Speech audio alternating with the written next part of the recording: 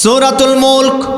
মুলক শব্দের অর্থ হচ্ছে রাষ্ট্র, মুলক শব্দের অর্থ রাজনীতি, মুলক শব্দের অর্থ আল্লাহর আইন। এখন আমি আপনাদেরকে বলি, সব কিছুর ক্ষমতার মালিককে? আরো জোরে বলেন। আমাদের হায়াতের মালিককে, আমাদের মৌতের মালিককে, আমাদের রিজিকের মালিককে?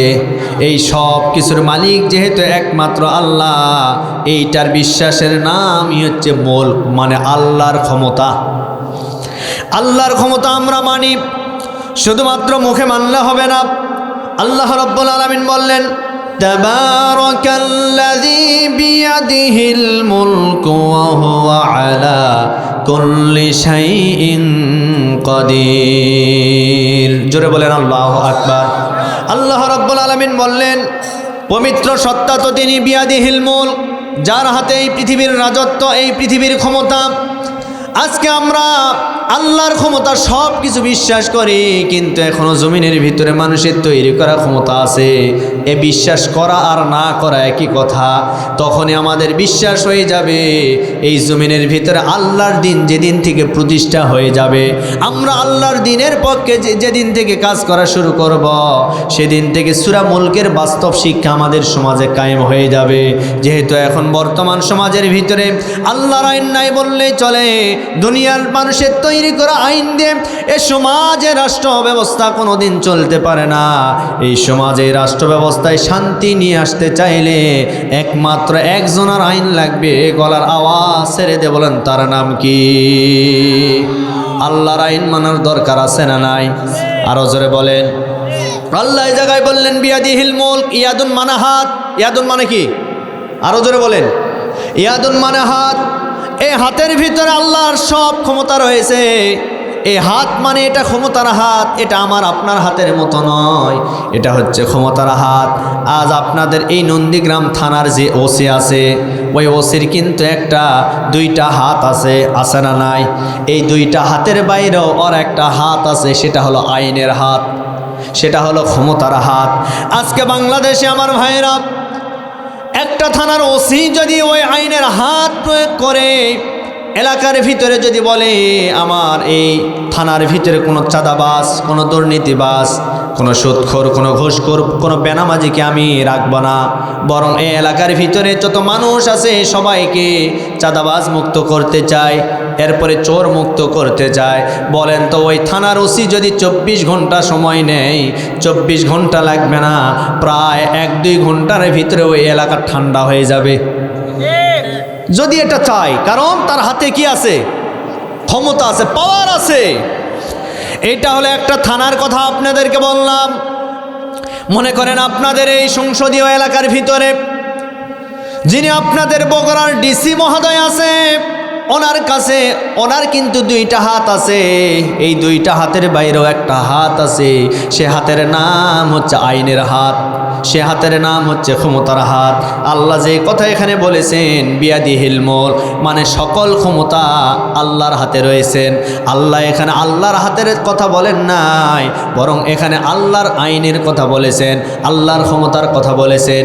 এই বগুড়া ডিসির সাহেবের যদি একটা ক্ষমতার হাত যেটা আছে, ওই ক্ষমতার হাত এই পুরো এলাকার ভিতরে, বগুড়া জেলার ভিতরে যদি প্রয়োগ করে, আমার তো মনে হয় বগুড়া জেলার ভিতরে কোনো চোর, কোনো ডাকাত, কোনো বাটপার, কোনো ধর্ষণকারী, কোনো জিনাখোর খুঁজে পাওয়া যাবে না। কিন্তু দুঃখজনক হলেও সত্য কথা, যারা এগুলি দূর করবে অধিকাংশ সময় দেখা যায় তারাই এগুলির সাথে জড়িত। ঠিক আছে না আমার ভাইয়েরা? এই জন্য বললাম, আল্লাহ বললেন বিয়াদিহিল মুলক, আল্লাহ সব কিছুর মালিক, সব কিছুর ক্ষমতা। ওয়া হুয়া আলা কুল্লি শাইইন কাদির, সব কিছুর উপরে আল্লাহ কর্তৃত্ববান, নেতৃত্ববান। এই জায়গায় কোনো পাওয়ার থাকবে না, এই জায়গায় কারো কোনো ক্ষমতা থাকবে না। আল্লাহ ক্ষমতার মালিক। আল্লাহ চাইলে কোনো মানুষকে ক্ষমতার চেয়ারে বসায় দিবে, আবার আল্লাহ চাইলে লাথি মেরে ক্ষমতার চেয়ার থেকে নামাইতেও পারে। যেটা আমরা দেখেছি বিগত 15 বছর জালিম স্বৈরা শাসকেরা এই বাংলাদেশের ক্ষমতার মসনদে জোর করে বসেছিল। আল্লাহ চেয়েছে তাদেরকে ক্ষমতার চেয়ার থেকে অপমান করে বিদায় করেছেন। কথা বলেন, সব কিছুর মালিক কে? এজন্য আল্লাহ রাব্বুল আলামিন বললেন, ও পৃথিবীর মানুষেরা, তোমরা আমি আল্লাহর ক্ষমতাকে বিশ্বাস করো, আমি আল্লাহর পাওয়ারকে তোমরা বিশ্বাস করো। তার কারণ আমি আল্লাহ চাইলে সব কিছু করতে পারি। আমি আল্লাহ সম্মানের মালিক, আমি আল্লাহ বেইজ্জতের মালিক। আমি আল্লাহ চাইলে কাউকে সম্মান দান করব, আমি আল্লাহ চাইলে কাউকে আবার বেইজ্জত দান করব। আল্লাহ বলেন, তুইজ্জু মান তাশা ওয়া তুযিল্লু মান তাশা। আল্লাহ রাব্বুল আলামিন সম্মানের মালিক, বেইজ্জত করার মালিক। এজন্য সব কিছুর চাইতে ক্ষমতার দিক দিয়ে আমরা একজনকে বিশ্বাস করব। কিন্তু আজকে বাংলাদেশে এমন রাজনৈতিক দলের নেতাকর্মীরা আছে যারা বলে by the people, for the people, of the people. এই তিনটা কথার সমন্বয় হচ্ছে সব কিছুর ক্ষমতার মালিক হচ্ছে জনগণ। এই সব ক্ষমতার মালিক যখন জনগণ, এইটা যারা বিশ্বাস করবে, বলেন তো তাদের ঈমান আছে না ঈমান গেছে? আমরা তো এটা বলি না, আমরা বলি by the Allah, for the Allah, of the Allah. সব কিছু ক্ষমতার মালিক হচ্ছেন একমাত্র আল্লাহ। আমরা দুনিয়ার কোনো মানুষের ক্ষমতাকে বিশ্বাস করি না, আমরা আল্লাহর ক্ষমতাকে বিশ্বাস করি।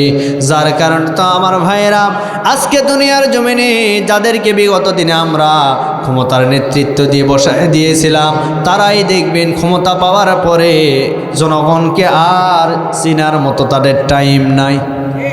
সম্মানিত ভাইয়েরা আমার, একটা ঘটনা মনে পড়ে গেল, এবার শোনেন। দেশটির নাম হলো উগান্ডা। জোরে বলেন, কোন দেশ? দেশটির নাম হলো উগান্ডা। এই উগান্ডা দেশের ভিতরে একটা চোর, সেই দেশের একটা ম্যানহোল ছিল, ম্যানহোলের একটা ঢাকনা সে চুরি করেছে। ড্রেনের ঢাকনা সে চুরি করেছে। এই ম্যানহোলের ঢাকনা চুরি করার পরে সে ওই দেশের পুলিশ প্রশাসনের কাছে ধরা খেয়ে গেছে। এবার পুলিশ প্রশাসন তাকে ধরে গ্রেফতার করে আদালতে তুলেছে। কয়েকদিন পরে তার নামে রায় হয়েছে, ফাঁসির রায়। জোরে বলেন, কিসের রায়? এখন তার ফাঁসি হবে। চতুর্দিকে ছড়িয়ে পড়ল সামান্য একটা ম্যানহোলের ঢাকনা চুরি করার দায়ে একটা যুবককে ফাঁসির কাস্টে ঝুলিয়ে মারা হবে। এ তো তার প্রতি অবিচার করা হচ্ছে, জুলুম করা হচ্ছে। কত মানুষ মানুষকে হত্যা করে, এরপরে ফাঁসি হয় না।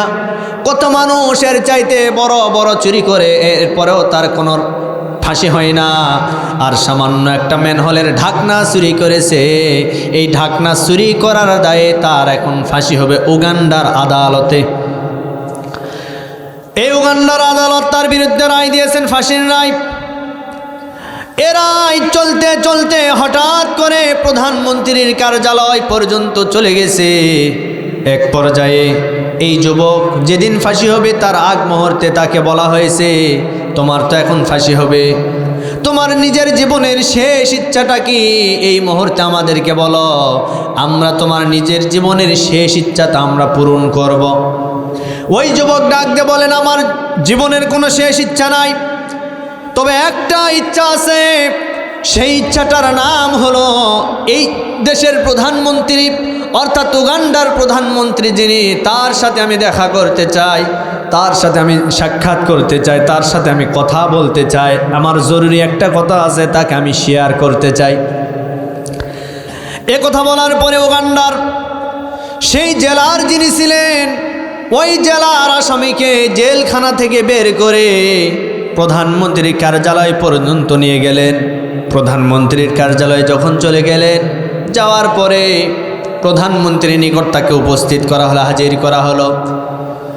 যুবক এবার প্রধানমন্ত্রীকে ডাক দিয়ে বলেন, প্রধানমন্ত্রী, আমাকে যখন বলা হলো আমার নিজের জীবনের শেষ ইচ্ছা, আমি বলেছিলাম আপনার সাথে আমি একটু সাক্ষাৎ করতে চাই, কথা বলতে চাই, আপনার সাথে আমি দেখা করতে এসেছি। এই কারণে আমি আমার ভালো চাই না, বরং আপনার একটা আমি উপকার করতে চাই। জোরে বলেন, কি করতে চাই? আপনার একটা আমি উপকার করতে চাই।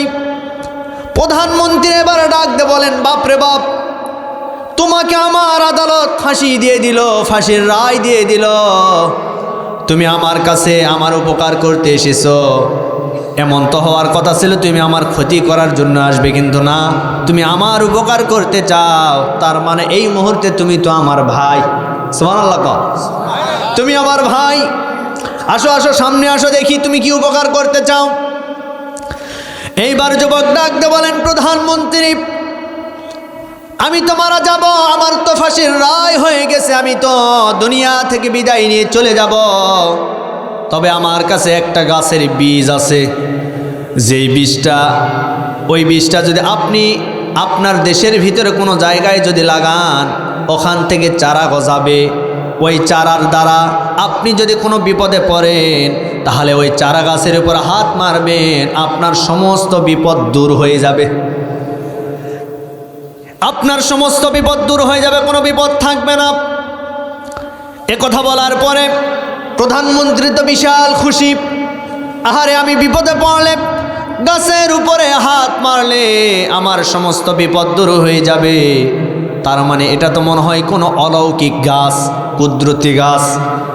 এই গাছটা তো লাগানো উচিত, লাগানো দরকার। এইবার যুবককে বললেন, যুবক ঠিক আছে, তুমি গাছটা রোপণ করে দাও, তুমি তো বিদায় নিয়ে চলে যাবে, গাছটা লাগাও। একথা বলার পরে যুবক ডাকতে বলেন, প্রধানমন্ত্রী আমার কাছে যেই বীজ আছে, এই বীজটা তো এখনো লাগার মতো উপযুক্ত হয় নাই। তবে আপনি আমাকে 7টা দিন সময় দেন। এই 7টা দিন যদি আপনি আমাকে সময় দেন, ওই বীজটা লাগানোর মতো উপযুক্ত সময় হয়ে যাবে, তখন আপনি ওই বীজটা লাগাতে পারবেন, কোনো অসুবিধা নাই। এবার পুলিশকে বলা হলো, যাও একে নিয়ে যাও জেলখানায়। 7টা দিন একে সময় দিয়ে দিলাম। 7 দিন পরে আমার কাছে তোমরা একে হাজির করবা। আমি তার কাছ থেকে যতক্ষণ পর্যন্ত সেই বীজটা রোপণ করতে না পারবো, ততক্ষণ পর্যন্ত তাকে আমি ফাঁসি দিতে দিব না। এইবার 1 দিন 2 দিন 3 দিন 7 দিন পার হয়ে গেল। 7 দিন পার হয়ে যাওয়ার পরে আবার প্রধানমন্ত্রীর কার্যালয়ে তাকে হাজির করা হলো। হাজির করার পরে বলা হলো, কি যুবক, তোমার বীজটা কি এখনো পরিপক্ক হয়েছে নাকি? ওই যুবক ডাক দিয়ে বলেন, মাননীয় প্রধানমন্ত্রী আমি আপনার কাছ থেকে 7টা দিন সময় চেয়েছিলাম, কিন্তু আমি লক্ষ্য করে দেখলাম 7 দিনে তো বীজটা পরিপূর্ণ হয় নাই। আপনি আমাকে দয়া করে আর 3টা দিন সময় দেন। যারা বলেন কয়দিন? আর 3টা দিন সময় দেন। সবাই মন্ত্রী সাহেব আশেপাশে যারা ছিল সবাই বলল, মাননীয় প্রধানমন্ত্রী না না না, এই যুবকের এটা কৌশল, এই মৃত্যুর হাত থেকে বাঁচার জন্য এই কৌশল অবলম্বন করেছে, ফাঁসির কাষ্ঠ থেকে বাঁচার জন্য এই কৌশলটা অবলম্বন করেছে, আপনি একে আর সময় দিবেন না। প্রধানমন্ত্রী বললেন, এই বেটা বিয়াদবেরা, তোমরা চুপ করো, কারণ তোমাদের তো কোনো উপকার করতে আসে না, উপকার করতে এসেছে আমার উপকার দেখে তোমাদের হিংসা হয়। দেখছেন? প্রধানমন্ত্রী বললেন, না, সে যেহেতু 3টা দিন আরো সময় চেয়েছে, আমি 3টা দিন সময় দিয়ে দিলাম, তাকে জেলখানার ভিতরে বন্দি করো। 3 দিন পরে আবার আমার কাছে আসো, এরপরে আমি তার কাছ থেকে ওই চারাটা বীজটা রোপণ করে নিব। আবার জেলখানায় বন্দি করলেন। 1 দিন পার হয়ে গেল, 2 দিন পার হয়ে গেল, 3 দিন পরে আবার ওই যুবকটাকে জেলখানার ভিতর থেকে মাননীয় প্রধানমন্ত্রীর আদালতে হাজির করলেন, সামনে হাজির করলেন। হাজির করার পরে বললেন, মাননীয় প্রধানমন্ত্রী এখন সময় হয়ে গেছে, আমার কাছে যেই বীজ আছে এই বীজটা এখন আপনি জমিতে রোপণ করতে পারবেন। তবে জমি লাগবে উত্তম একটা জমি, সরকারি বাসভবন লাগবে। যেহেতু আপনি প্রধানমন্ত্রী, আপনার এই এলাকার ভিতরে, তার মানে আপনার যে বাসভবন আছে তার এরিয়ার ভিতরে জমি, আপনি একটা জায়গা নির্ধারণ করুন। এইবার জায়গা নির্ধারণ করা হলো, সুন্দর করে মাটিটা সেখান থেকে উলট পালট করে চারা রোপণের জন্য উত্তম একটা জায়গা নির্বাচন করা হলো।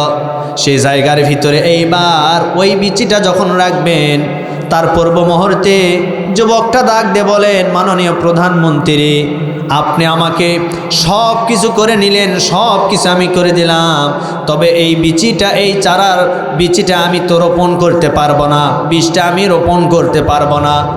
এই বীজের ধর্ম হলো যে চোর হবে, যে চুরি করার পরে ধরা পড়ে, চোরের হাত দ্বারা কেউ যদি এই বীজটা রোপণ করে, বীজটা রোপণ করে, ওই গাছ কোনো দিন গজাবে না। তার মানে আমি যেহেতু চোর, আমার দ্বারা আপনি এটা রোপণ করে নিয়েন না, ভালো কোনো মানুষ থাকলে তার দ্বারা আপনি রোপণ করেন। এইবার যুবক বললেন, না আমি এটা রোপণ করতে পারবো না।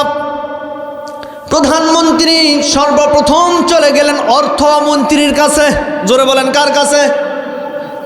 কি আমার কথা বুঝতেছেন? অর্থমন্ত্রীর কাছে গিয়ে বললেন, মাননীয় অর্থমন্ত্রী, আপনাকে আমি অর্থের দায়িত্ব দিয়েছি, আমি জানি আপনি একজন নিরপেক্ষ মানুষ, আপনি কোনো টাকা পয়সা মেরে খান নাই। এই যে চারা, এই যে বীজ, এই বীজটা এই মুহূর্তে আপনাকে রোপণ করা লাগবে। মাননীয় অর্থমন্ত্রী ডাক দিয়ে বলেন, স্যার আপনি প্রধানমন্ত্রী, আপনি তো কিছু জানেন না। আমি অর্থমন্ত্রী হওয়ার পরে আমি লক্ষ্য করে দেখেছি আমার দ্বারা লক্ষ লক্ষ কোটি কোটি টাকা এই হাত দ্বারা আমি এদিক সেদিক করেছি, নাড়াচাড়া করেছি। মাঝে মধ্যে 2-4টা বান্ডিল আমি একটু বিভিন্ন জায়গায় পার করেছি। দেখছেন? তার মানে অর্থমন্ত্রীও কি কি কথা বোঝেন? বোঝেন? এইবার অর্থমন্ত্রী বললেন, না আমিও পারবো না। পারবেন না মানে? বলেন না স্যার আপনি হয়তো জানেন না, যেহেতু একটা চোর যদি ওই চারা বীজ রোপণ করে চারা কোনোদিন গজাবে না, আর চারা যদি না গজায় আপনি তো আমাকে চোরের শাস্তি দিবেন, অতএব আমার দ্বারা ওই কাজ হবে না, আপনি অন্য কাউকে দায়িত্ব দেন। এইবার অর্থমন্ত্রী বাদ দিয়ে বললেন, আমার কোথায় আসো, স্বরাষ্ট্রমন্ত্রী আসো।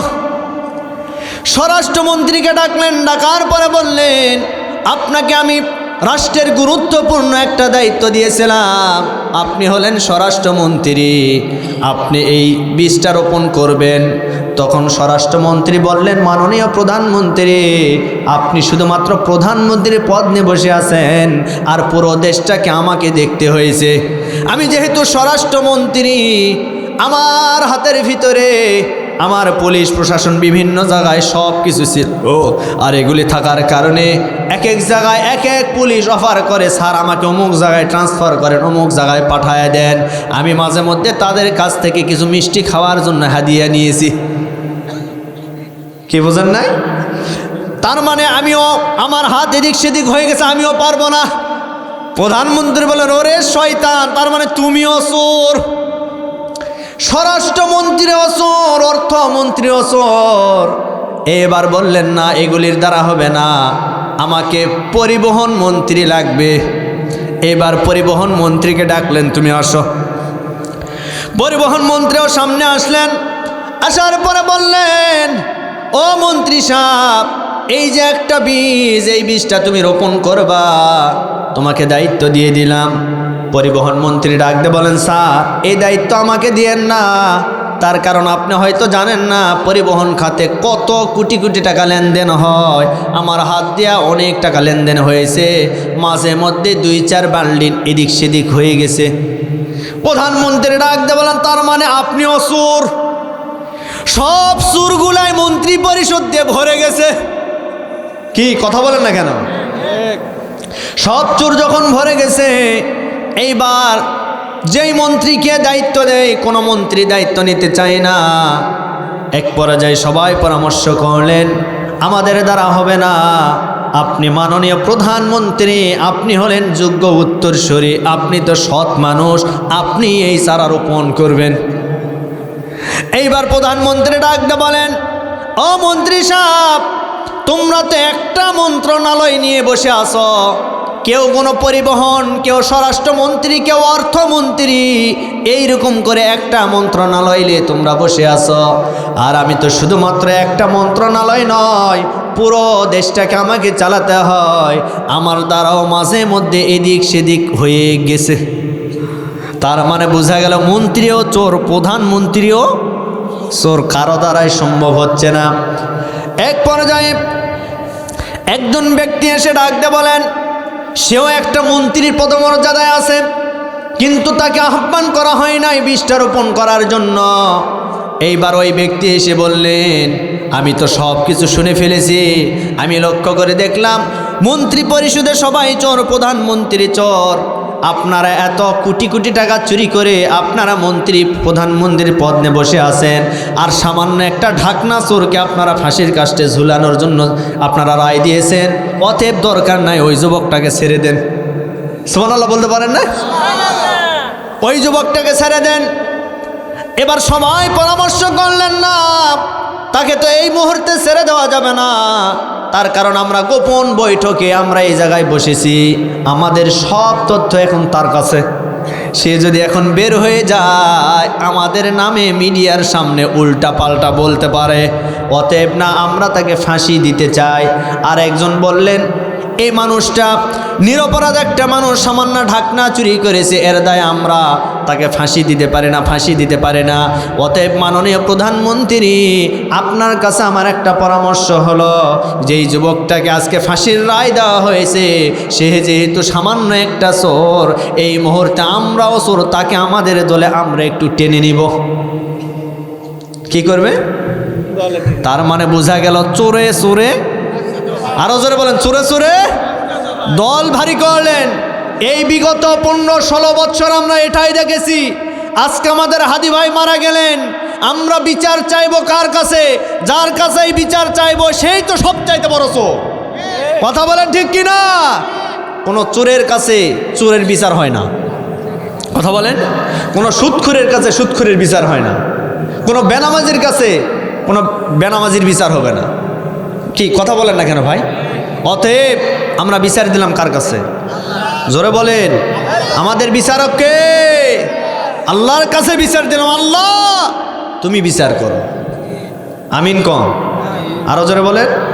আচ্ছা, আলোচনা চলবে আর আধা ঘন্টা চলবে। লিল্লাহে তাকবীর, লিল্লাহে তাকবীর। সম্মানিত ভাইরা আমার, এজন্য আল্লাহ বললেন, ওয়াহু আলা কুল্লি শাইইন কাদির, সব কিছুর উপরে একমাত্র ক্ষমতাবান কর্তৃত্ববান একজন, আর তিনি হচ্ছেন আমাদের আল্লাহ। এইবার আসেন 2 নম্বর আয়াত। আলোচনা করতেছিলাম সূরাতুল মুলক থেকে। 2 নম্বর আয়াতে কারমার ভিতরে আল্লাহ রাব্বুল আলামিন বললেন, আল্লাযী খালাকাল মাউতা ওয়াল হায়াতা লিয়াবলুয়াকুম আইয়ুকুম আহসানু আমালা ওয়া হুয়াল আজিজুল গফুর। আল্লাহ বললেন, বান্দারে আমি তোমাদের জন্য 2টা জিনিস সৃষ্টি করলাম। 1 নম্বরে মৃত্যু, 2 নম্বরে হায়াত। লিয়াবলুয়াকুম আইয়ুকুম আহসানু আমালা। আমি আল্লাহ মৃত্যু এবং হায়াতকে কেন সৃষ্টি করলাম তোমরা কি জানো? আমি আল্লাহ দেখতে চাই আমার কাছে কোন কোন বান্দা বান্দি উত্তম আমল নিয়ে আসতে পারে। উত্তম আমল নিয়ে যাওয়ার জন্য রব্বুল আলামিন আমাদেরকে হায়াত মৃত্যু দিলেন। কিন্তু এই আয়াতের প্রথমে আল্লাহ মৃত্যুর কথা কেন বললেন? আল্লাহ মৃত্যুর কথা কেন বললেন? তার কারণ হলো তাফসির ইবনে কাসিরের ভিতরে এসেছে, মৃত্যুর কথা আল্লাহ এই জন্য দিলেন, একটা মানুষ যখন কোনো অন্যায় কাজ করতে যাবে, যখন কোনো পাপ কাজ করতে যাবে, পাপ কাজের শুরুতে যদি মরণকে স্মরণ করতে পারে, ওই মানুষের দ্বারা কখনো কোনো অন্যায় কাজ করা সম্ভব হবে না। যেই মানুষটা মৃত্যুকে স্মরণ করবে তার দ্বারা কোনো অন্যায় কাজ সম্ভব হবে না, পাপ কাজ সম্ভব হবে না। আমার ভাইয়েরা, আমাদের সামনে মৃত্যু আছে না নাই? আমরা সবাই একদিন মারা যাব। কোন দিন আমরা মারা যাব আমরা কিন্তু কেউ জানি না। কিন্তু মরণের দিনের কথা একটাবার স্মরণ করুন। যেদিন আপনার মৃত্যু হয়ে যাবে, যেদিন এই পৃথিবীর মায়া ত্যাগ করে আপনি অন্ধকার কবরে চলে যাবেন, সেই দিন আপনি একটাবার স্মরণ করুন, আপনি মারা গেছেন। আপনি মারা যাওয়ার পরে মসজিদের খাটের উপরে আপনাকে রেখে দেওয়া হয়েছে সাদা কাফনের কাপড়ের পেঁচ দিয়ে। আপনার স্ত্রী, আপনার সন্তান আপনার শিয়রে বসে কান্নাকাটি করবে, আপনার প্রতিবেশী আত্মীয় স্বজন সবাই এসে কান্নাকাটি করবে। আপনি কথা বলার মতো আপনার কোনো যোগ্যতা থাকবে না। আমার প্রিয় বন্ধুগণ, সেদিন আমাদের সকলের জন্য তৈরি হয়ে আছে। শুধু তাই নয়, মৃত্যুর আগে একজন মানুষ যখন পৃথিবী থেকে মারা যাবে, মারা যাওয়ার পূর্বে 2টা শ্রেণীতে ওই ব্যক্তিকে ভাগ করা হবে। এই 2 শ্রেণীর ভিতরে একজন হবে ভালো আর একজন হবে মন্দ। অর্থাৎ একজনের মৃত্যু হবে ভালো মৃত্যু, আর একজনের মৃত্যু হবে মন্দ মৃত্যু। এখন আমরা কোন শ্রেণীর ভিতরে আছি এইটা আমাদেরকে জানার দরকার আছে না নাই? যা একজন পাপিষ্ঠ বান্দা আর একজন ইমানদার বান্দার মৃত্যু এক হবে না। যেই ব্যক্তি পাপ করতে করতে বেনামাজি হয়ে দুনিয়া থেকে বিদায় নেবে তার মৃত্যুর ধরন হবে এক প্রকার, আর যেই ব্যক্তি নামাজ পড়তে পড়তে আল্লাহর ইবাদত করতে করতে ভালো ভালো কাজ করতে করতে দুনিয়া থেকে মৃত্যুবরণ করবে তার মৃত্যু হবে আরেক প্রকার। তাহলে মৃত্যুর প্রকার কয় প্রকার? একটা ভালো মৃত্যু আর একটা মন্দ মৃত্যু। এবার আসেন, এই পৃথিবীর জমিনে যারা পাপিষ্ঠ, যারা পাপ করতে করতে নিজের জীবনটাকে শেষ করে ফেলেছে, যারা পাপ করতে করতে পাপের ভিতরে হাবুডুবু খায়, এই সমস্ত মানুষগুলি যখন মারা যাবে, মারা যাওয়ার পূর্ব মুহূর্তে তাদের দৃশ্য কেমন হবে এবার শোনেন। আল্লাহর নবী বলেন, একজন পাপিষ্ঠ বান্দার মৃত্যুর সময় আজরাইল তার ভিতর থেকে রূহটা এমনভাবে বের করবে, একটা জীবন্ত ছাগলকে তার শরীর থেকে চামড়াগুলি ছিললে যেরকম কষ্ট অনুভব হয় তার চাইতেও বেশি কষ্ট অনুভব হবে একজন পাপিষ্ঠ এবং জালিমের মৃত্যুর সময়। আমরাও সমাজের ভিতরে অনেক সময় দেখি যে এই সমস্ত মানুষেরা পাপ করতে করতে মারা যায়, মরণের সময় অনেকে চোখ বড় বড় করে থাকে, মুখটা বড় হা করে, তার মানে বোঝা গেল এই মানুষটার মৃত্যু বড় কষ্টের সাথে হয়েছে। আবার এমন কিছু মানুষ আছে যাদেরকে আমরা দেখি মৃত্যুর সময় চোখটা তাকিয়েছিল, কিন্তু হঠাৎ করে লক্ষ্য করে দেখলাম চোখ বন্ধ হয়ে গেছে, মৃত্যুবরণ করে ফেলেছে। তার মানে বোঝা গেল তার মৃত্যুটা আল্লাহ আহসানের সহিত দান করেছেন। আল্লাহ যেন আমাদেরকে আহসানের সহিত মৃত্যু দান করেন, পড়েন আমিন। এবার শোনেন, আজরাইল আল্লাহর কাছ থেকে চলে আসবে, আসার পরে একজন পাপিষ্ঠ বান্দার কানের কাছে বসে যাবে, মাথার নিকট বসে যাবে। বসে যাওয়ার পরে ওই পাপিষ্ঠ বান্দার রুহের উপরে আঘাত করতে থাকবে, মারতে থাকবে, এমন মারতে মারতে এমন আযাব আর গজব দান করবে, মারতে মারতে মারের যন্ত্রণা ওই ব্যক্তিটার সহ্য করতে পারবে না। আমার ভাইয়েরা, মারতে মারতে এমন পর্যায়ে নিয়ে যাবে ওই ব্যক্তিটা সহ্য করতে পারবে না। এরপরে ওই পাপিষ্ঠ বান্দার দেহের ভিতরে শুধুমাত্র দৌড়াইতে থাকবে, দৌড়াইতে থাকবে, মারতে মারতে ওই রুহটার উপরে এমন কষ্ট দান করবে। আল্লাহ রাব্বুল আলামিন সেই কথাটা কোরআনে কারীমের ৮ নম্বর সূরা সূরাতুল আনফালের ৫০ নম্বর আয়াতের ভিতরে বলেন, ওয়ালাউ তারা ইয ইয়াতাওয়াফাল্লাযীনা কাফারুল মালাঈকাতু ইয়াদরিবুনা ওয়ুজুহাহুম ওয়া আদবারহুম وذوقوا عذاب الحريق।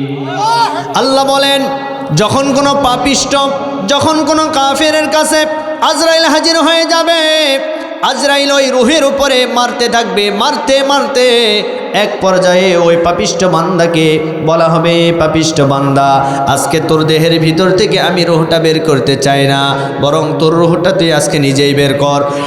আল্লাহ রাব্বুল আলামিন বলেন, ওয়ালাউ তারা ইযিয যালিমুনা ফি গামারাতিল মাউতি ওয়াল মালাঈকাতু বাসিতু আইদিহিম আখরিজু আনফুসাকুম। আল্লাহ বলেন, যখন পাপিষ্ঠ বান্দাকে মারা হবে, মারতে মারতে বলা হবে, এই পাপিষ্ঠ বান্দা তুই নিজের রুহটা নিজেই বের কর, আমি তোর রুহের উপরে হাত দিতে চাই না, আজকে তোর রুহটা তুই নিজেই বের কর। ওই পাপিষ্ঠ বান্দা তখন বলবেন, আমি কেন আজকে রুহটা বের করব? তার কারণ আমি তো দুনিয়াতে কোনো খারাপ কাজ করি নাই, দুনিয়াতে কোনো অন্যায় কাজ করি নাই। আল্লাহ রাব্বুল আলামিন বলেন, আল্লাযীনা তাতাওয়াফাহুমুল মালাঈকাতু যালিমি আনফুসিহিম ফাআলকাউস সালামা মা কুন্না না'মালু মিন সু। তখন ওই পাপিষ্ঠ বান্দা বলবে, আমি তো দুনিয়াতে কোনো পাপ কাজ করি নাই, আমি দুনিয়াতে কোনো অন্যায় কাজ করি নাই, আজকে আমি কেন আমার ভিতর থেকে রুহটা বের করব? তখন ওই পাপিষ্ঠ বান্দা আরো বলবেন, কাল্লা ইযা বালাগাতিত তারাকিয়া ওয়া কিলা মান রাক ওয়া যান্না আন্নাহুল ফিরাক ওয়ালতাফাতিস সাক বিসাক ইলা রাব্বিকা ইয়াওমা ইযিনিল মাসাক। ওই পাপিষ্ঠ বান্দা তখন বলবেন, হায় হায়, যখন তার মৃত্যুটা গলা পর্যন্ত চলে যাবে, ওয়াকিলা মান রাক, তখন তাকে বলা হবে আজকে তোকে কে বাঁচাবে, আজকে তোকে কে রক্ষা করবে। ওয়াযান্না আন্নাহুল ফিরাক, ওই বান্দা তখন বলবে আজকে বাঁচানোর মতো আমার কেউ নাই, আমার ডানেও কেউ নাই, আমার বামেও কেউ নাই। আজকে আমি আপনাদেরকে বলি ভাই, আজকে আপনি কাদেরকে বন্ধু মনে করছেন? আপনার বন্ধু কেউ না, আপনার আপন কেউ না। আজকে যাদেরকে আপন মনে করছেন, যারা আজকে আপনার বন্ধু বান্ধব, লক্ষ্য করে দেখবেন তারা শুধুমাত্র আপনাকে ভালোবাসে না, আপনার টাকা পয়সা অর্থকে ভালোবাসে। আজকে যদি আপনার অর্থ কম হয়ে যায়, বন্ধু তখন আপনার শত্রু হয়ে যাবে। আপনি যেই সন্তানদের জন্য, যেই স্ত্রীর জন্য এত কষ্ট করলেন, এত পরিশ্রম করলেন, নামাজ কাজা করলেন, টাকা পয়সা রোজগার করলেন, আপনি লক্ষ্য করে দেখেন আপনি মারা যাওয়ার পরে 1 দিন 2 দিন 3 দিন আপনার সন্তান সন্ততি স্ত্রী আপনাকে মনে করবে, 7 দিন 15 দিন পরে আপনার সন্তান স্ত্রীও কিন্তু আপনাকে ভুলে যাবে। কি কথা বলেন? এজন্য আমি আপনাদেরকে বলতে চাই, আমাদের আপন পৃথিবীতে কেউ না, একজন আপন গলার আওয়াজ ছেড়ে দিয়ে বলেন তিনি কে? সে আল্লাহ পাক রব্বুল আলামিন আমাদের আপন। ওই পাপিষ্ঠ বান্দা তখন বলছেন হায় হায়, আজকে আমাকে বাঁচানোর মতো কেউ নাই। ওয়ালতাফাতিস সাকু মিসাক ইলা রাব্বিকা ইয়াউমাইযিনিল মাসাক, তখন ওই পাপিষ্ঠ বান্দার পা দুটা একেবারে সোজা হয়ে যাবে, পায়ের গোছা সোজা হয়ে যাবে, মৃত্যুর জন্য প্রস্তুতি গ্রহণ করবে। আমার ভাইয়েরা, মৃত্যুর আজরাইল তার সামনে হাজির, মৃত্যুর জন্য পা সোজা করে দিবে। এইবার আজরাইল তার দেহ থেকে রূহটা বের করার জন্য সর্বপ্রথম পায়ের তালুতে এই রূহটা লুকানোর জন্য চেষ্টা করবেন। মৃত্যু কিন্তু একজন মানুষের পায়ের তালু থেকে শুরু হয়। পায়ের তালুর ভিতরে ওই রূহটা আজরাইলের হাত থেকে বাঁচার জন্য চেষ্টা করবেন, কিন্তু সে বাঁচতে পারবে না। এইবার আজরাইল ফেরেশতা সর্বপ্রথম তালুর ভিতরে হাতটা মারবেন। তালুর ভিতরে যখন হাতটা মারবেন ওই রূহটা বাঁচার জন্য, তখন ওই বান্দার হাঁটুর উপরে চলে আসবেন। হাঁটুর উপরে আজরাইল ফেরেশতা যখন আবার হাতটা মারবেন, বাঁচার জন্য অনেক চেষ্টা করবেন। এইবার হাঁটু থেকে ওই রূহটা বুকের উপরে চলে আসবেন। বুকের উপর আজরাইল ফেরেশতা যখন হাতটা মারবেন, বাঁচার চেষ্টা করবেন, বাঁচতে পারবে না। এইবার চলে যাবেন গলার কাছে। গলার কাছে যখন চলে যাবে, যাওয়ার পরে আবারও বাঁচার চেষ্টা করবে, কিন্তু বাঁচতে পারবে না। আজরাইল গলার ভিতরে হাতটা যখন দিবেন, দেওয়ার পরে ওই পাপিষ্ঠ বান্দার রূহটা মাথার উপরে চলে যাবে। একজন মানুষের রূহ পা থেকে শুরু করে পুরো শরীর দিয়ে, মাথা দিয়ে কিন্তু বের হয়ে যায়। এইবার মাথার ভিতরে আজরাইল ফেরেশতা যখন হাতটা মারবেন, এমন সময় ওই পাপিষ্ঠ বান্দার রূহটা বাঁচার জন্য অনেক কাকুতি মিনতি করবে। আজরাইলের হাত ধরবে, পা ধরবে, ডাক দিয়ে বলবেন না, আজকে আমাকে এত কষ্ট দিবেন না, আজকে আমি যেতে চাই না, আমার কষ্ট হবে। আজরাইল আলাইহিস সালাতু ওয়াস সালাম তার কোনো কথা শুনবে না। এক পর্যায়ে মাথার উপর থেকে একেবারে তার ভিতর থেকে টান দিয়ে টেনে হিঁচড়ে এই রূহটা যখন বের করবে, বের করার পরে জাহান্নাম থেকে 2 জন ফেরেশতা চলে আসবে। এই 2 জন ফেরেশতা আসার পরে পাতলা পুরাতন গন্ধযুক্ত একটা কাপড় নিয়ে আসবেন। কাপড় নিয়ে আসার পর আজরাইলের হাতের ভিতরে দেওয়া হবে। এইবার আজরাইল আলাইহিস সালাতু ওয়াস সালাম এই পাপিষ্ঠ বান্দার রূহটা ওই কাপড়ের উপর ভিতরে রাখবে। কাপড়ের ভিতরে রাখার পরে কাপড়টা মুড়ায়া আসমানের দিকে নিয়ে যাওয়া শুরু করবেন। মাথার উপর আমরা যে আসমান দেখতে পাই, এই আসমানের উপরে নেওয়া যাওয়া শুরু করবেন। আসমানের একেবারে কাছাকাছি যখন চলে যাবে, যাওয়ার পরে আসমানের যে ফেরেশতারা আছে, দ্বার রক্ষকেরা আছে, তারা বলবেন আজরাইল ভাই, আজকে আপনি কার রূহটা নিয়ে এসেছেন? আপনি যখন এই রূহটা কাছাকাছি নিয়ে এসেছেন, এত দুর্গন্ধ, এত পচা, এই দুর্গন্ধ এবং পচাযুক্ত রূহটা আমরা আসমানে উঠতে দেব না। তার কারণ আসমানটা হচ্ছে পবিত্র জায়গা, এই পবিত্র জায়গায় আমরা অপবিত্রতা ঢোকাতে পারবো না। অতএব তার জন্য আজকে আসমানের দরজা খোলা হবে না, তার জন্য আজকে আসমানের দরজা বন্ধ করে আমরা দিলাম। যখন ফেরেশতা আসমানের দরজাটা বন্ধ করে দিবে, বন্ধ করে দেওয়ার পরে আজরাইল ফেরেশতা ওই রূহটা জমিনে নিয়ে আসবেন, মাটির নিচে নিয়ে আসার পরে মাটির নিচে একটা জায়গা আছে, যে জায়গার নাম হচ্ছে সিজ্জিন। জোরে বলেন নাম কি? এই সিজ্জিন নামক জায়গার ভিতরে এই পাপিষ্ঠ বান্দার রূহটা আটকায় দিবেন। চতুর্দিকে একটা ঘর, যেই ঘরের নাম হচ্ছে সিজ্জিন ঘর। এর আরেকটা অর্থ হলো আয়না ঘর। জোরে বলেন কি ঘর? আরো জোরে বলেন। আমার তো মনে হয় খনি স্বৈরাচার হাসিনা এই হাদিস পড়ার পরে মনে হয় আয়না ঘর তৈরি করেছিল। কি কথা বলেন না কেন? আজকে আয়না ঘর তৈরি করে, আয়না ঘর ছিল না? কথা বলেন, ছিল কি ছিল না? জোরে বলেন, ছিল কি ছিল না? এই আয়না ঘর তৈরি করার পরে ওই আয়না ঘরের ভিতরে নিরপরাধ মানুষদেরকে ওই আয়না ঘরে আটকায় রেখেছিল। এদেশের লক্ষ কোটি হৃদয়ের স্পন্দন, যুবকদের আইডল মুফতি আমির হামজা। আমির হামজা ভাই 3 বছর জেলের ভিতরে ছিলেন। আমির হামজাকেও আয়না ঘরের ভিতরে বন্দি করে রাখা হয়েছিল। আমির হামজা ভাই বর্ণনা করতে গিয়ে বিভিন্ন সময় কেঁদে ফেলেছে। সে বর্ণনা করতেছে এমন একটা ঘর, যে ঘরের কোনো জানালা নাই, সামান্য একটা দরজা। সারা রাত 24টা ঘন্টা লাইট জ্বালিয়ে রাখে, আলো জ্বালিয়ে রাখে। দিন হয় না রাত হয়, আমরা কিছুই বুঝতে পারতাম না।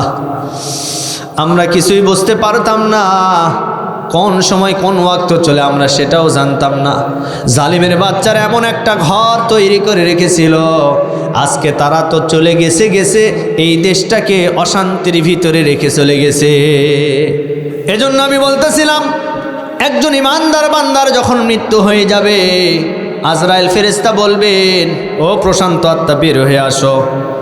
এইবার রূহটা যখন বের হয়ে আসবে, আসার পরে জান্নাত থেকে 2 জন ফেরেশতা আসবে। 2 জন ফেরেশতা একটা রুমাল নিয়ে আসবেন, সুন্দর একটা সুগন্ধযুক্ত একটা রুমাল নিয়ে আসবেন। ওই রুমালের ভিতরে এই পবিত্র আত্মা, পবিত্র রূহটা রুমালের ভিতরে রেখে দিবেন। আস্তে করে মোড়ায়া সুন্দর করে আজরাইল ফেরেশতা এই রূহটা প্রথম আসমানের দিকে নিয়ে যাওয়া শুরু করবেন। প্রথম আসমানে যখন চলে যাবেন, যাওয়ার পরে আসমানের যে ফেরেশতা আছে, ওই ফেরেশতারা ডাক দিয়ে বলবেন, ওগো আল্লাহর ফেরেশতা আজরাইল, আজকে আপনি যার রূহটা নিয়ে এসেছেন, এই ব্যক্তিটা ভালো মানুষ ছিল, এই ব্যক্তি ইবাদত বন্দেগী করেছে, তার রূহ থেকে আজকে সুগন্ধ বের হয়। সুবহানাল্লাহ কর। মেশক আম্বরের চাইতেও সুগন্ধ বের হবে। তখন ফেরেশতারা বলবেন, আজকে তার জন্য আমাদের কোনো আপত্তি নাই, কোনো আপত্তি নাই। আসমানের দরজাটা তার জন্য আজকে আমরা উন্মুক্ত করে দিলাম। আসমানের দরজা উন্মুক্ত হয়ে যাবে, প্রথম আসমানে চলে যাবে। প্রথম আসমান থেকে দ্বিতীয় আসমান, দ্বিতীয় আসমান থেকে আবার চতুর্থ আসমান, তৃতীয় আসমান, এই রকম করতে করতে আল্লাহর 7টি আসমান ভেদ করে উপরে চলে যাবে। যাওয়ার পরে একটা জায়গা আছে, যে জায়গার নাম হচ্ছে বাইতুল মামুর। জোরে বলেন, নাম কি? এই বাইতুল মামুর, এটি হচ্ছে আসমানের মসজিদ, ফেরেশতাদের মসজিদ।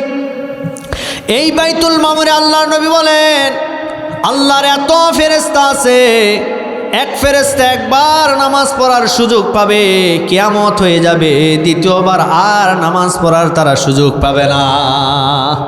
এত ফেরেশতা আল্লাহর নিযুক্ত আছে। এই বাইতুল মামুরের পাশে আমার ভাইয়ের একটি জায়গা আছে, যে জায়গার নাম হচ্ছে ইল্লিন। এই ইল্লিন নামক জায়গায় এই ইমানদার বান্দার রূহটা ওই জায়গায় রেখে দেওয়া হবে।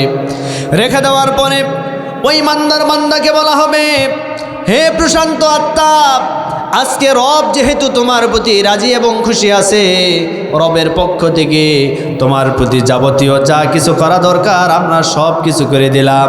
আল্লাহ অর্ডার করবেন, আমার বান্দার জন্য জান্নাতের বিছানা বানায় দাও, আমার বান্দার জন্য জান্নাতের খাবার পরিবেশন করো, আমার বান্দার জন্য জান্নাতের পোশাক পরিধান করে দাও, আর আমার বান্দাকে একটা ঘুম পাড়ায় দাও, কিয়ামত পর্যন্ত যেন একটা ঘুমের ভিতরে সে কাটায় দিতে পারে। আরো জোরে বলেন সুবহানাল্লাহ। আমার ভাইরা, ইমানদার বান্দাকে ঘুমের ভিতরে ঘুমাতে দেওয়া হবে। এখন ঘুমন্ত অবস্থায় সে থাকবে কিয়ামতের ময়দান যেদিন কায়েম হয়ে যাবে। ইসরাফিল আলাইহিস সালাতু ওয়াস সালাম সিংহার ভিতরে 3টা ফুৎকার দিবেন। একটা ফুৎকার দেওয়ার কারণে এই পুরো পৃথিবীটা একটা ঝাঁকুনি হবে, যেটা আল্লাহ সূরা জিলজালের ভিতরে বলেন, ইযা যুলজিলাতিল আরদু জিলজালাহা ওয়া আখরাজাতিল আরদু আসকালাহা। আল্লাহ বলেন, একটা ফুৎকার দেওয়ার কারণে পুরো পৃথিবীটা একেবারে ঝাঁকুনি দেওয়া শুরু করবেন, ভূমিকম্প হবে। এই ভূমিকম্পর পর আবার দ্বিতীয় একটা ফুৎকার দিবেন, সমস্ত ওয়া আখরাজাতিল আরদু আসকালাহা, মাটির ভিতরে যা থাকবে সব কিছু বের করে দিবেন। তৃতীয় আর একটা ফুৎকার দেওয়ার পরে এই পৃথিবীর যত জিন এবং ইনসান আছে সবাই হাসরের ময়দানের দিকে দৌড়াইতে থাকবেন। হাসরের ময়দান উপরে নয়, হাসরের ময়দান নিচেই জমিনে। হাদিসের ভিতরে এসেছে হাসরের ময়দান হবে আরাফার ময়দান, আরাফাতের ময়দান। এই ময়দান যারা হজ করতে যান আরাফাতের ময়দানে অবস্থান করা লাগে হাজী সাহেবদের জন্য। আমার ভাইরা, বিশাল বড় ময়দান। এখন গাছ লাগানো হয়েছে, আগে তো কোনো গাছ ছিল না, কিছুই ছিল না, ফাঁকা একটি ময়দান। মরুপ্রান্তর চতুর্দিকে পাহাড় আর পাহাড়। এ আরাফার ময়দানে একটি পাহাড় আছে, যেই পাহাড়ের নাম হচ্ছে জাবালে রহমত। এই জাবালে রহমত পাহাড়ের উপরে আমার রাসূল নিজে দাঁড়িয়ে সেখান থেকে খুতবা দিয়েছেন। আমার রাসূলের সামনে জীবনের শেষ বিদায় হজের সময় কিতাবের ভিতরে এসেছে 1 লক্ষ থেকে 1.25 লক্ষ হাজী সামনে উপস্থিত ছিলেন। তার মানে এরা সবাই প্রত্যেকেই সাহাবী ছিলেন। সুবহানাল্লাহ। আমার রাসূল সেই আরাফার ময়দান থেকে ভাষণ দিয়েছেন। আমার নবীজি বলে গেছেন, ও সাহাবীরা, আজকে যে ময়দানে তোমরা দাঁড়িয়ে আছো, একদিন এই ময়দানে আবার তোমাদেরকে একত্রিত হতে হবে। এটাই হবে হাসরের ময়দান, এটাই হবে কিয়ামতের ময়দান। এই কিয়ামতের ময়দানে আল্লাহ রাব্বুল আলামিন প্রত্যেকটা মানুষকে একত্রিত করবে। একত্রিত করার পরে আবার ওই কিয়ামতের ময়দানে মানুষদেরকে 2টা ভাগ করবেন। আল্লাহ রাব্বুল আলামিন বলেন, ফারিকুম ফিল জান্নাতি ওয়া ফারিকুম ফিস সাঈর। আল্লাহ বলেন, ওই কিয়ামতের ময়দানে 2টা দল হবে, একটা দল জান্নাতি আর একটা দল জাহান্নামী। এখন জান্নাতি আর জাহান্নামী দল কি এক হবে? আল্লাহ রাব্বুল আলামিন বলেন, লা ইয়াস্তাবি আসহাবুন নারি ওয়া আসহাবুল জান্নাহ, আসহাবুল জান্নাতি হুমুল ফাইজুন। আল্লাহ বলেন, জান্নাত আর জাহান্নামের অধিবাসী কখনো এক নয়, বরং যারা জান্নাতি হবে তারাই হয়ে যাবে সফল কাম। এজন্য আমার ভাইরা, আমরা জান্নাত চাই কি চাই না? জোরে বলেন। জান্নাত চির সুখের ঘর, জান্নাত চির সুখের ঘর, যদি জানতে ওগো তুমি, মায়া ঘেরা রঙিন পৃথিবী নয়তো সুখের খনি। মায়া ঘেরা রঙিন পৃথিবী নয়তো সুখের খনি। লিল্লাহে তাকবীর, লিল্লাহে তাকবীর। আমার ভাইরা, এবার আসেন, আমি আপনাদেরকে বলতেছিলাম, আমরা জান্নাতে যেতে গেলে আমাদেরকে এই পৃথিবীর জমিনে আমল করতে হবে। তার আগে আমি আপনাদেরকে বলেছিলাম, মৃত্যুর কথা নিয়ে বলতেছিলাম। আল্লাহ বলেন, এই পৃথিবীর জমিনে যারা ইমানদারের মৃত্যুবরণ করবে, ভালো মৃত্যুবরণ করবে, তাদের কিছু আলামত আছে। এই আলামতগুলি যদি তোমরা বুঝতে পারো তাহলে বুঝে নেবা ওই মানুষটার মৃত্যু ভালো হয়েছে। সুবহানাল্লাহ। কোন এই আলামত জানার দরকার আছে না নাই? জোরে বলেন। এবার আসেন 1 নম্বর আলামত, যেই সমস্ত মানুষের মৃত্যু হবে, ইমানদারের মৃত্যু, আল্লাহ মরণের আগে তাকে বালা মুসিবতের ভিতরে ফেলে দিবেন। এটা হলো 1 নম্বর। 2 নম্বরে ইমানদারদের মৃত্যু হবে, যেই সমস্ত মানুষেরা ইমান নিয়ে মৃত্যুবরণ করবে, মৃত্যুর সময় আপনি লক্ষ্য করে দেখবেন এদের কপাল ঘেমে যাবে। কি ঘামবে? যারা ইমানদার হয়ে মৃত্যুবরণ করবে এদের কপাল ঘেমে যাবে। আমার ভাইরা, 3 নম্বরে ইমানদারের মৃত্যু হলো জুমার দিন অথবা জুমার রাতে যদি কেউ মারা যায়, ওই মানুষটার মৃত্যু হয় ভালো মৃত্যু, জান্নাতি মৃত্যু। জুমার দিন অথবা কি জুমার রাত। এরপরে আসেন 4 নম্বর হলো শহীদি মৃত্যু। সুবহানাল্লাহ। কোন কেউ যদি শহীদ অবস্থায় মারা যায়, এই মানুষটাকে তোমরা মৃত বলো না, এই মানুষটা জীবিত। আল্লাহ বলেন, বাল আহইয়াউন ইনদা রাব্বিহিম ইরযাকুন, এই মানুষটা আমার কাছ থেকে রিজিক প্রাপ্ত হয়। আপনাদের কষ্ট হচ্ছে? আর 10 মিনিট চালানো যাবে তো? এবার আসেন, শহীদ হয়ে যারা মারা যাবে, এই মানুষটা যে আল্লাহর কাছ থেকে খাবার খায়, এর প্রমাণ আপনি শোনেন। আমি কিন্তু সেই মক্কা মদিনায় সফর করে আসা মানুষ। আমি নিজে গিয়েছি সেই উহুদের ময়দানে। উহুদের ময়দানে ৭০ জন সাহাবীকে এক জায়গায় কবর দেওয়া হয়েছে, এক জায়গায় প্রাচীর দিয়ে সেখানে ৬৯ জন গণকবর দেওয়া হয়েছে, আর একটা মানুষকে আলাদাভাবে কবর দেওয়া হয়েছে। সেই মানুষটার নাম হচ্ছে নবীজির চাচা আমির হামজা রাদিয়াল্লাহু তাআলা আনহু। সুবহানাল্লাহ কোন।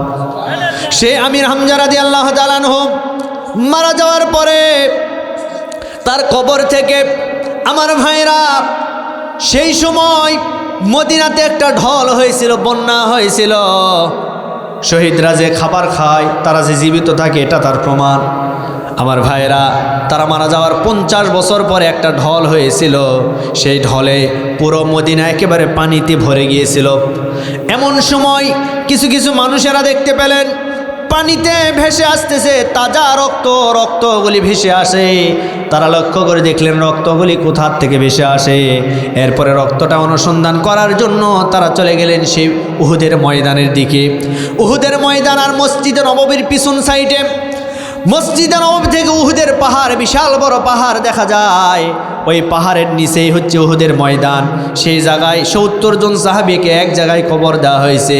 আমার ভাইরা, যখন এই পানির ঢল, এর ভিতর আবার রক্ত, এই রক্ত দেখার জন্য মানুষেরা যখন ময়দানের দিকে চলে গেলে, যাওয়ার পরে লক্ষ্য করে দেখলেন যে জায়গায় নবীজির চাচা আমির হামজাকে কবর দেওয়া হয়েছে, সেই কবর থেকে রক্তগুলি ফিনকি দিয়ে বের হয়ে আসে। আল্লাহু আকবার। এখান থেকে প্রমাণ হয় শহীদেরা শুধুমাত্র কবরে থাকে না, বরং কবরে থাকে আল্লাহর রিজিক প্রাপ্ত হয়। আল্লাহ তাদেরকে ওই কবরের ভিতরে খাবার দান করেন। আল্লাহ জান্নাতের মেহমানদারি কবরের ভিতরে করেন। বলি সুবহানাল্লাহ। তাহলে শহীদি তামান্না থাকতে হবে আমাদের ভিতরে, ঠিক কিনা বলেন? শহীদের মারা যাবে যারা, জান্নাতি হবে তারা। এরপরে আসেন 5 নম্বরে, নেক আমলের উপরে থেকে কেউ যদি মারা যায়, মনে করেন নেক আমল করতে করতে, ভালো ভালো কাজ করতে করতে মারা গেছে, কেউ জিকির করতে করতে মারা গেছে, কেউ নামাজ পড়তে পড়তে মারা গেছে। গত কয়েকদিন আগে কওমি মাদ্রাসায় ছোট ছোট বাচ্চারা, আপনারা জানেন যে মাদ্রাসায় গেলে কিন্তু নামাজের শিক্ষাটা আগে দেওয়া হয়, মানুষকে আগে সালাম দেওয়ার শিক্ষা দেওয়া হয়। আমি যখন 7 বছর বয়সে মাদ্রাসায় গিয়েছিলাম, আগে তো নামাজ কিভাবে পড়তে হতো জানতাম না, কিন্তু ওখানে যা নামাজের শিক্ষা পেয়েছি। এরপরে শুধু তাই নয়, 5 ওয়াক্ত নামাজের পাশাপাশি ছাত্ররা তাহাজ্জুদের নামাজও পড়ে। সুবহানাল্লাহ পড়েন। এই ছোট বাচ্চা, এক বাচ্চায় গত কয়েকদিন আগে দেখেছি তাহাজ্জুদের নামাজের সেজদা দিয়ে নামাজরত অবস্থায় সে মারা গেছে। সুবহানাল্লাহ কোন। এই মৃত্যুটা কিন্তু ভালো মৃত্যু। এটা কি মৃত্যু? ভালো মৃত্যু। তবে মনে রাখবেন, এই পৃথিবীতে আপনি যদি ভালো মৃত্যুর আকাঙ্ক্ষা করতে চান, আপনাকে অবশ্যই ফিরে আসতে হবে, তওবা করতে হবে। তওবা যদি না করেন, আপনাকে আল্লাহ ভালো মৃত্যু দিবেন। আমার ভাইরা, আজকের মাহফিল আমাদের তওবার মাহফিল, ঠিক কিনা বলেন? আজকে তওবা করে ভালো হয়ে আমরা বাড়িতে যাব ইনশাল্লাহ। বলেন। এই যুবক ভাই যারা আছেন, শোনেন, একটু খেয়াল করে শোনেন। কত যুবক আজকে মোটর সাইকেল অ্যাক্সিডেন্ট করে গাড়ির চাকার নিচে পিষ্ট হয়ে মৃত্যুবরণ করতেছে, ঠিক কিনা? চোখের সামনে কত মানুষ আজকে দুনিয়া থেকে বিদায় নিয়ে চলে যাচ্ছে। আমি আপনাদেরকে বলি, এই জন্য হেদায়েতের মন আমাদের থাকতে হবে। কেমন? এবার শোনেন, আপনি যদি হাজারো পাপ করেন, কি আমার দিকে লক্ষ্য আছে? আপনি হাজারো পাপ করেছেন, পাপ করার পরে আপনি আল্লাহর কাছে তওবা করেছেন, আল্লাহ আপনার তওবা কবুল করে নিয়েছেন। কারণ 100 ভাগ দয়ার ভিতরে 99 ভাগ দয়া আল্লাহর হাতে রেখে দিয়েছেন, আর বাকি 1 ভাগ দয়া পৃথিবীর সমস্ত মানুষের মাঝে ভাগ করে দিয়েছেন। এই 1 ভাগের সামান্য কিছু দয়া আমার ভিতরেও আছে, আপনার ভিতরেও আছে। এই দয়ার থেকে আবার মা বাবার ভিতরেও দেওয়া হয়েছে, ঠিক কিনা বলেন? তাহলে আজকে 1 ভাগ দয়ার সামান্য অংশ দিলে আমরা, আমাদের চোখের সামনে কোনো প্রাণীও যদি মারা যায় তাও কষ্ট হয়, হয় কি হয় না? কিন্তু আল্লাহ রাব্বুল আলামিন এই মানুষকে জাহান্নামে দিবে, আল্লাহর কি কষ্ট হবে না? কথা বলে না রে ভাই, কষ্ট হবে না? হ্যাঁ, আল্লাহর কষ্ট হবে না ভাই। এখানে আরেকটা কথা আছে, কি কি ঠিক আছে না নাই? এখানে আরেকটা কথা, আল্লাহর কষ্ট হবে না কেন? এবার শুনেন, আল্লাহর পয়গম্বর মুসা, জোরে বলেন নাম কি? মুসা কালিমুল্লাহ। তিনি আল্লাহর সঙ্গে কথা বলতেন। সুবহানাল্লাহ কোন। মাঝে মধ্যে আল্লাহকে বলতেন আল্লাহ। একদিন আল্লাহকে ডাকতে বললেন, আল্লাহ আমি 2টা কাজ পারি, আপনি আল্লাহ সেই 2টা পারেন না। সুবহানাল্লাহ বলবেন না? আল্লাহ বললেন, মুসা বেশি বাড়াবাড়ি করিও না, বেশি বাড়াবাড়ি করিও না। আমি এমন কোনো কাজ নাই যে কাজ আমি আল্লাহ পারি না। এখন আপনাদের কাছে আমার প্রশ্ন, আপনারা বলেন তো, আল্লাহ কি পারেন না? জোরে বলেন, আরো জোরে। আল্লাহ সব পারেন, আল্লাহ সব বোঝেন। আল্লাহ শুধু বলেন কুন ফায়াকুন, যদি বলেন হও সাথে সাথে হয়ে যায়। অথচ মূসা নবী বললেন, মূসা নবী যখন কথা বলার প্রয়োজন হতো তখন একটা পাহাড়ে যেতেন, সেই পাহাড়ের নাম হচ্ছে তুর পাহাড়। সুবহানাল্লাহ কোন। সেই তুর পাহাড় কোথায় অবস্থিত? মিশরে। সেই মিশরে আমি নিজে গিয়েছি। সেই তুর পাহাড়ে আমার ভাইরা মূসা আলাইহিস সালাতু ওয়াস সালাম ওই তুর পাহাড়ে কথা বলেছেন। ওই তুর পাহাড় কিন্তু এখন পুরে একেবারে সুরমার পাহাড় হয়ে গেছে। কেন? কারণ মূসা নবী সে জায়গায় আল্লাহকে দেখতে চেয়েছেন। এই দুনিয়ার কোনো মানুষ আল্লাহকে দেখতে পারবে না চামড়া চক্ষু দ্বারা। আল্লাহ একদিন দেখা দিবেন বান্দাদের সামনে, কিয়ামতের ময়দানে নয়, বরং আল্লাহর জান্নাতের ভিতরে। সুবহানাল্লাহ কোন। কিয়ামতের ময়দানে আল্লাহ কিন্তু পর্দার ভিতর থেকে বান্দাদের বিচার করবেন। শুধুমাত্র আল্লাহ দেখা করবেন যারা জান্নাতি বান্দা, জান্নাতে ঢুকবে। জান্নাতের ভিতরে আল্লাহর চেহারার উপরে নূরের ৭০,০০০ পর্দা বিছানো আছে। কত হাজার? ৭০,০০০।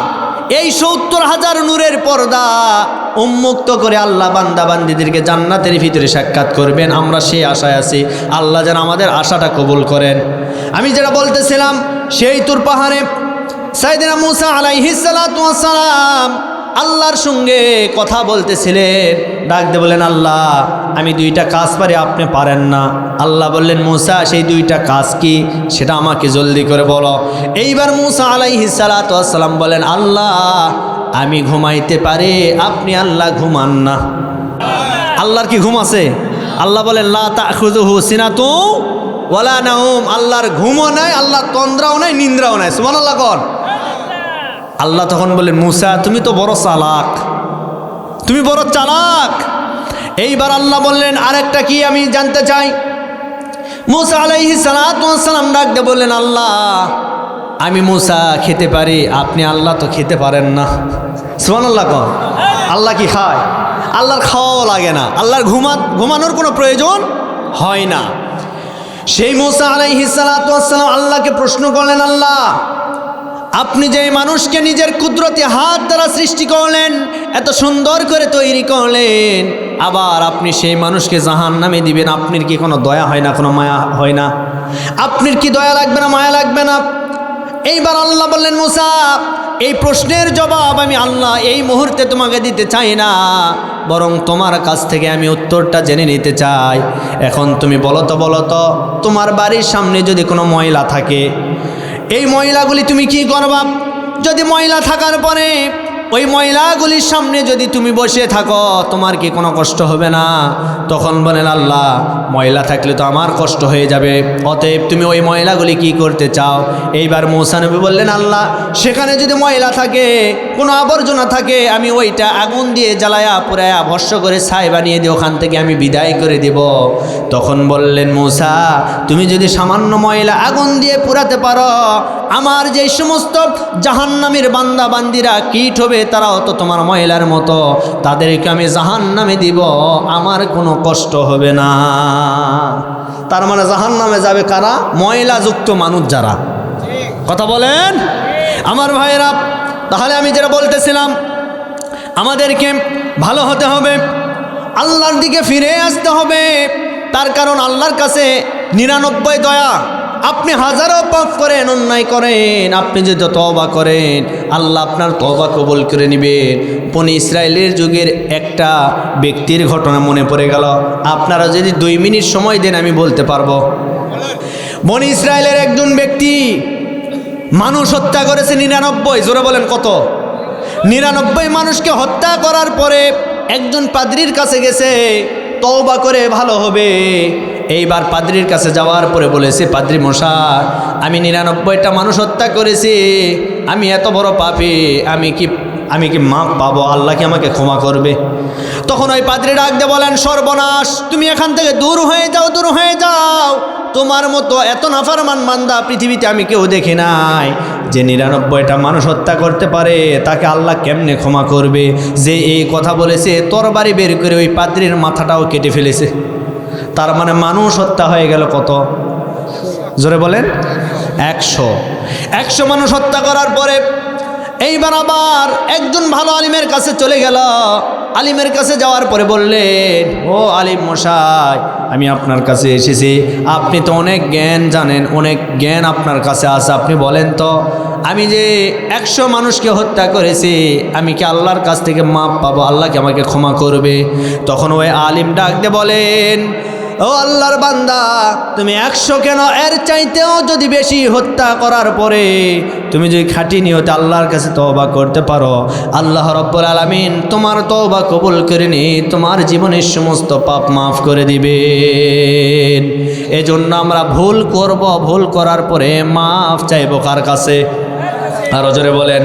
কখনো তোমাকে যদি ভুলি হেদায়েতের আলো দিয়ে নিয় কাছে তুলি, কখনো তোমাকে যদি ভুলি হেদায়েতের আলো দিয়ে নিয় কাছে তুলি, ক্ষমা কর রহম কর, ক্ষমা কর রহম কর ও দয়াময়, তুমি রহমান, তুমি মেহেরবান, তুমি রহমান, তুমি মেহেরবান। মারহাবা কোন?